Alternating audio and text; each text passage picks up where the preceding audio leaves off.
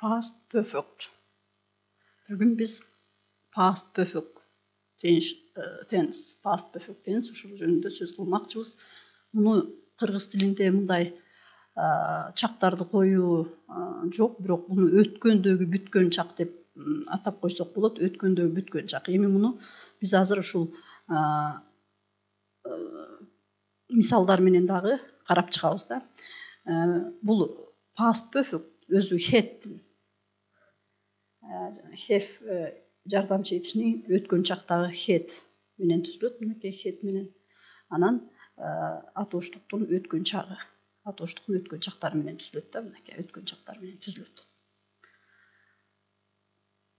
Ал эми муну кайсы учурда колдонобуз? Мисалы үчүн бул өткөн чакта, мынакей past action before another past action. Өкө тең өткөн чакта да эки чак өкө тең өткөн чакта болуп жатат да. I had already eaten when you arrived дейт. Көрдүңөрбү? Мынакей бул жерде силер келгенде мен тамакты жеп бүткөнмүн деп атат да. Тамакты жеп бүткөнмүн деп атат. Эми бул жерде мынакей ушул кыймыл аракет өткөндөгү бир кыймыл аракет бүткөндөн кийин дагы бир кыймыл аракетти айтып жатабыз да. Өкө тең өткөн чакта болуп жатат. Андан кийин муну карап көрөлү. Мынакей бул жерде бул сүрөттө гүл сатып баратышат да. Мынакей биринчи сүйлөм өткөн чакта коюлуп турат. He bought some flowers. He bought сатып алды. He bought some flowers. Ал бир нече гүл сатып алды. He gave them to his girlfriend. Ал аны өзүнүн дос кызына берди. Gave. Бу дагы өткөн чакта коюлду. Демек, бул өзүнчө сүйлөм, анан бул берди. Эми ушуну биз past perfect'ке кое турган болсок, анда мындай болот.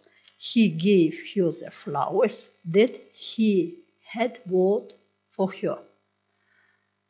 Жерде he мындай кичинекей тамга менен жазышыбыз керек. He gave her the flowers that he had bought for her. Демек, he gave her the flowers that he had bought for her. Ал ага арнап сатып алган гүлүн берди. Ал ага арнап сатып алган гүлдү берди. Демек, биринчи кыймыл аракет, ал биринчи гүлдү сатып алды да. Мына ушул кыймыл аракет past perfect'ке коюлат. He had bought for her. Анан муну болсо ал берди, he gave менен эле өткөн чакта коебуз. He gave her the flowers. Мынакей бул жерде өзгөргөн жок. Эми дагы бир сүйлөмдү карайлык. When we had finished dinner, children took the dishes to the kitchen. Каралчы, бул жерде биз тамакты жеп бүткөндөн кийин балдар идиш аякты кухняга алып кетти. Идиш аякты кухняга алып кетти. Биз жеп бүткөндөн кийин дейт да. Демек, биринчи we had finished. When we had finished. Демек, had анан finished. When we had finished, мына ушул сүйлөмдү койдук. Себеби биринчи тамак жеп бүтүп, андан кийин идиш аяк кетет. Children took the dishes to the kitchen. Демек, took бул өткөн чакта коюлду. I had brought a box of chocolates for Anar. They told me Anar had gone to a birthday party.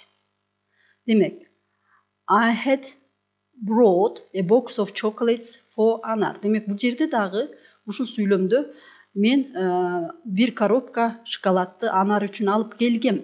Бу да өткөн чакта болду. Мындай дагы айтсак болот да ушул бир сүйлөмдө. Анан алар айтышты. They told, көрдүңөр, өткөн чакта. They told me Anar had gone. Демек, ал кайда кетиптир? Ал туулган күнгө кетиптир. Had gone. I had brought a box of chocolate for Anar. They told me Anar had gone to a birthday party. Кийинки сүйлөмдү карап көрөлү. After we had chatted for a little time, she went to see about the dinner. Биз бир аз сүйлөшкөндөн кийин ал тамакты көрүп келгени кетти. After we had chatted, демек had, мынакей had менен түзүлөт дегенбиз, chatted. Бир аз сүйлөшкөндөн кийин ал тамакты көрүп келгени кетти Демек көрдүңөрбү? Бул экөө тең өткөн чакта биринчи биз сүйлөштүк. Ошону биринчи кыймыл аракетти past perfect'e койдук. Андан кийинкисин өткөн чакта коюп сүйлөйбүз. Dad came to tell us he had made the coffee. Dad came to us. He came to us to tell us he had made the coffee. Демек, ал келди, көрдүңөрбү? Ал келди. Бул жерде дагы эмеде болуп атат да, өткөн чакта, келди. Биринчи ал эмне кофени жасап коюптур. Had made the coffee. Мынакей, бунда да бир сүйлөмдө айтсак болот, бирок бул жерде ушул эки кыймыл аракет келип атат. Биринчи кофени жасады, анан келип айтты да. Андан кийинкини карай турган болсок, кийинки